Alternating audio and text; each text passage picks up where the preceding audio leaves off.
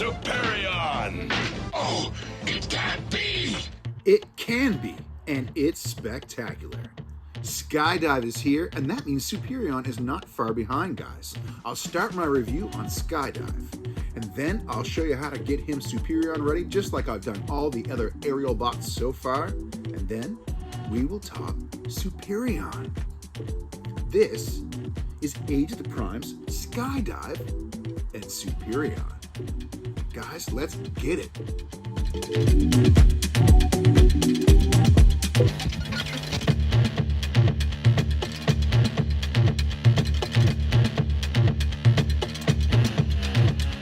All right, let's take a look at our last Aerialbot here, guys. Skydive looks pretty good, although he's hiding most of his jet parts there.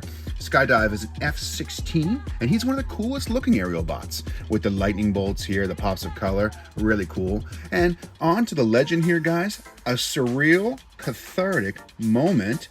Here we are, 5 of 5 on Superion. Let's get it. And we have a different set of Golden Lagoon Primes over here. Pictures of Skydive, my favorite Aerialbot, and a sign of things to come. Superion is here. Let's get him out of there, guys.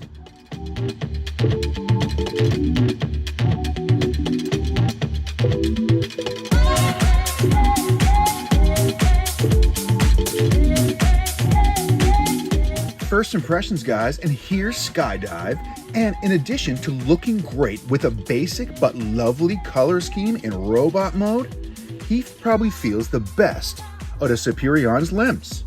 He's got less kibble than anybody else, and as a result, he feels slim in hand, natural, and kind of stiff too. Feels really nice. And not to mention, guys, that his jet mode is an absolute banger. Articulation is on par with the other Aerialbots, so his shoulder can go all the way around, and he's got an upper bicep twist on a single mushroom peg. His elbow can go just less than 90 degrees, pretty sweet. His hand can only do what transformation will allow, which is that, basically. His head is on a ball, pretty expressive though, can go all the way around, and because of transformation can go back a little bit, looks pretty sweet. He's got a waist swivel that's all the way there, 360, plus we got a kick all the way forward, all the way back, all the way to the side here. He's got an upper thigh twist on a double mushroom peg, a mighty knee, and an ankle tilt as well. Okay, let's transform Skydive. It's very similar to Air Raid's transformation. So the first thing we're going to do here is take his hands and push them in like this, and the other side too.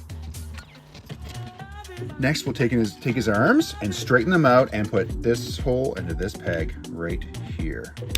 On that side, and the same. Straighten and put that into that peg right like that. Now we'll take his head, turn it all the way around, and bring his landing gear out. Now we'll turn him around, take his wings and put him down like this, and take this whole section on a double hinge and bring it forward and down, and the top half is done. Now we'll turn him around again, and we'll take his legs and click those together, and then we'll take his feet and bring one up like this, and then the other one as well, and we'll click him into place like this after we fold him, guys, just like that. Now we'll turn him again, and we'll take this back part here on a double hinge, bring it up, bring it down like this, and then you should be able to click it into place with some finessing. Great. And now drop these two wings down, or fins, I suppose, and there is Skydive. Okay, let's get Skydive Superion ready, guys. The first thing we're going to do here is take this front part on a double hinge and bring it back, snap it into place. Bring these two wings up and snap them in as well. And then we're going to simply take his head and we're going to push it in to that area right there. There's actually a lock on the back of his head for Superion's leg. And one last thing to do is that turn him around and put this landing gear down, and he's ready to go onto Superion's leg.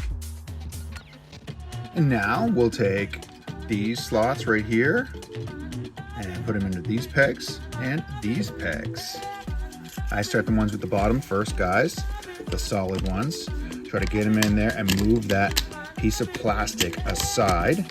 And then once you do that, you should be able to pop them in, all 4 right in there. And then there's a mechanism back here that you can take his head and put it down like that, and it will kind of lock it into place, which is just amazing. There it is.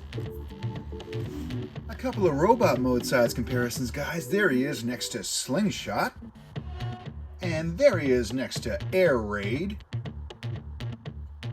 and there he is next to Sentinel Prime. All right, and some jet mode comparisons, guys. There he is next to Slingshot, and there he is next to Air Raid, and there he is next to Sentinel Prime.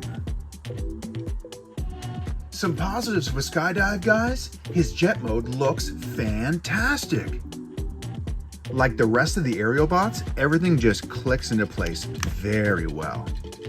He's a great standalone figure. If you didn't want the rest of the Aerialbots, he looks great and is a lot of fun on his own. And a couple of nitpicks, guys, and the obvious one, well, he's a mold mate. His robot mode aesthetic is probably the worst out of all the Aerialbots, but his jet mode more than makes up for it. Skydive is the only Aerialbot whose weapons are not blast effects compatible. They just kind of like fall. He's fairly kibbly in jet mode, but that kibble is what forms him into Superion.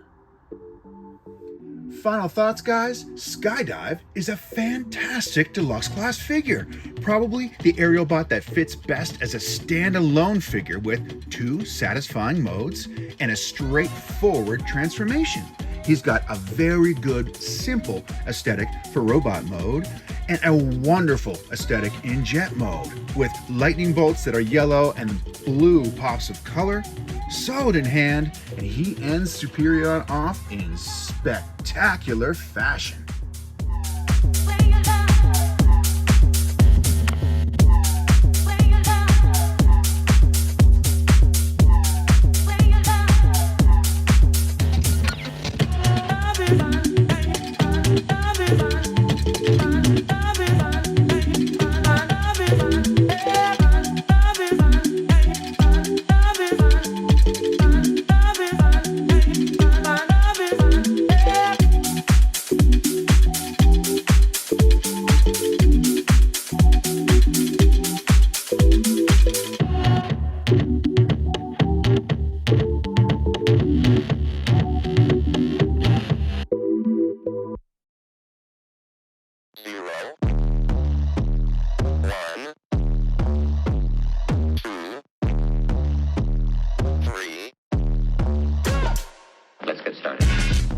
And here's Superion, guys, looking menacing.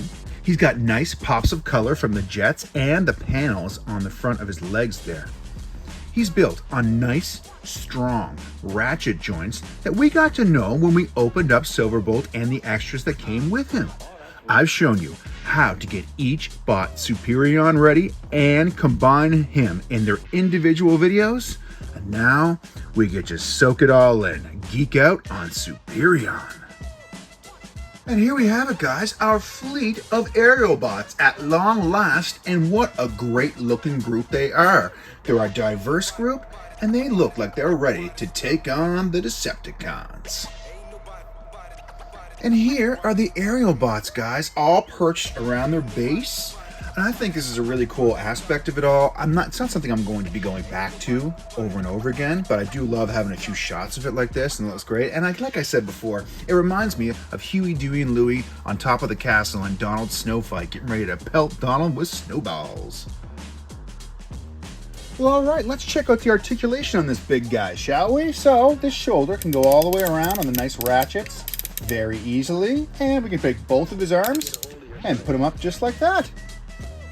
He's got an upper bicep twist, a nice ratcheted elbow, and his wrist has rotation as well. Onto his head, He's freely moving 360 there and can go up and down for some expressiveness as well. And he's got a 360 waist swivel as well. He has a leg kick that can go all the way forward, all the way back, and all the way to the side. He's got an upper thigh twist, a strong ratcheted knee, and a very mighty ankle tilt. All right, guys, well, a couple of size comparisons here, and Star Optimus Prime towers over Superion. And there's Superion with Studio Series Devastator, guys, and Devastator just has the edge on him just a bit. Some positives for Superion, guys. He has wonderful articulation. He's very sturdy. He's fairly cartoon accurate, especially from the front. I love that they packed a couple of extra molds in the skeleton. They didn't need to, but they did. Just lovely. A couple of nitpicks for Superion, guys. The fact that they shared the same molds, it was expected, but it's a nitpick. The individual bots suffer a little bit, but there's always some push and pull with combiners. I think they made the right decisions for Superion. I think I'd say that's a lot of kibble for a regular Transformer, but it's Superion, man. He's cool.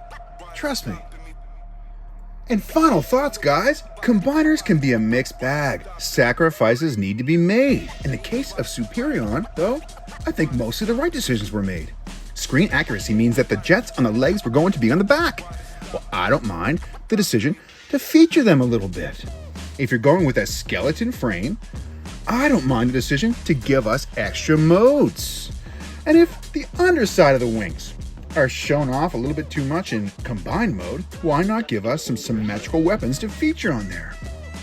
Yeah, they doubled up in the molds, but at least they vary a little bit, but that does bring Superion down a little. But the playability is off the charts. You can switch between all the modes fairly easily. A fun combiner that has great articulation, feels very solid in hand, and is screen accurate. I couldn't ask for much more. Ain't nobody stopping me. Ain't nobody stopping me. Ain't nobody stopping me. Ain't nobody stopping me. Ain't nobody stopping me.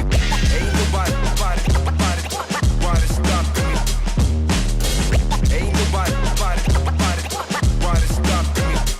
stopping me. Well, that's it, guys. Thanks for playing today. What an absolute blast it was seeking out the components and then putting Superion together. Comparing him to Devastator? Well, that was just icing on the cake. Well, which one do you like more, guys? Superion or Devastator? Or is it all the same to you? Let me know in the comments. And if you dug what you saw today, please give this video a like and subscribe to my channel for more. And I'll see you next time on Dan's Vintage Toy Chest. Until then, play on.